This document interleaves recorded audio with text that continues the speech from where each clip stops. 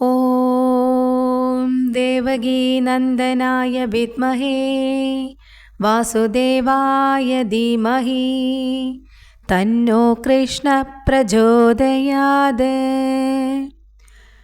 ശ്രീകൃഷ്ണ ഭഗവാൻ നിങ്ങളുടെ മനസ്സിൽ നിന്നും ജീവിതത്തിൽ നിന്നും എല്ലാ സങ്കടങ്ങളും ദുരിതങ്ങളും അകറ്റണമെന്ന് നിങ്ങൾ ആഗ്രഹിക്കുമ്പോഴാണ് നിങ്ങൾ ഈ മന്ത്രം ജപിക്കേണ്ടത്. നിങ്ങൾക്ക് ജ്ഞാനം നൽകി അനുഗ്രഹിക്കുവാനും ഉയർന്ന ബുദ്ധി നേടാനും ഈ മന്ത്രം സഹായിക്കുന്നു. എന്താണ് ഭക്തി? ഈശ്വരനിൽ മനസ്സിനെ ഉറപ്പിക്കുക.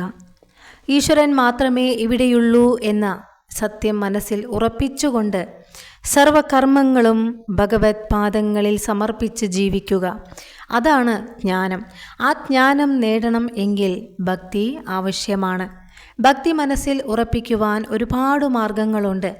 ഭഗവത് കഥകൾ വായിക്കുക, സത്സംഗങ്ങളിൽ പങ്കെടുക്കുക, നാമജപം, ക്ഷേത്രദർശനം എന്നിവയൊക്കെ ഭക്തി മനസ്സിൽ ഉറയ്ക്കുവാൻ നമ്മെ സഹായിക്കുന്നു. എന്നിരുന്നാലും സദാ ഭഗവാനെ മനസ്സിൽ ഉറപ്പിക്കുവാൻ കഴിഞ്ഞാൽ ഉള്ളിലെ അജ്ഞാനം നീങ്ങി ജ്ഞാനം പ്രകാശിക്കും.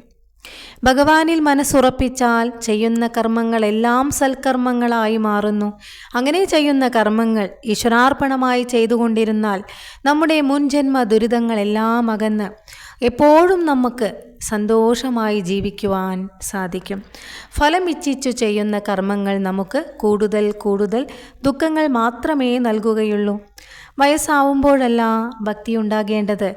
നമ്മുടെ ചെറിയ പ്രായത്തിൽ ഭക്തി ഉണ്ടായാൽ മാത്രമേ പ്രായമാവുമ്പോൾ മനസ്സിൽ ഭക്തി ഉറയ്ക്കുകയുള്ളൂ. എന്തിനാണ് ഭക്തി? ഇഹലോക ജീവിതത്തിൽ നമ്മൾ ചെയ്തുകൊണ്ടിരിക്കുന്ന എല്ലാ കർമ്മങ്ങൾക്കും ഫലമുണ്ട്.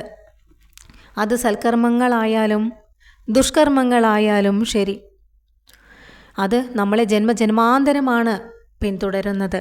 ഈ ജന്മത്തിൽ ചെയ്യുന്നതിനുള്ള ശിക്ഷ അല്ലെങ്കിൽ നന്മ വരും ജന്മങ്ങളിലും നമ്മൾ അനുഭവിക്കേണ്ടി വരുന്നു.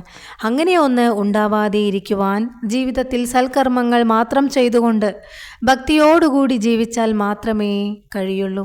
അങ്ങനെ ജീവിച്ച് നമ്മുടെ ആത്മാവ് ഈ ശരീരം വിട്ട് യാത്രയാവുമ്പോൾ ഭഗവാന്റെ രൂപം മാത്രമേ നമ്മുടെ മനസ്സിൽ ഉണ്ടാവാൻ പാടുള്ളൂ.